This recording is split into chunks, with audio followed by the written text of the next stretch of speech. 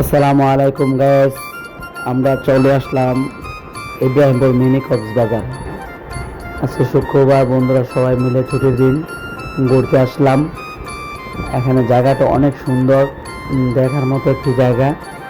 এখানে ছোট ছোট নৌকা আছে, নৌকা দিয়ে ঘোরা যায়। ঘন্টায় 200, 250, 300 টাকা করে নিয়ে। আর এখানে প্রচুর পরিমাণে বাতাস, ঠান্ডা হাওয়া।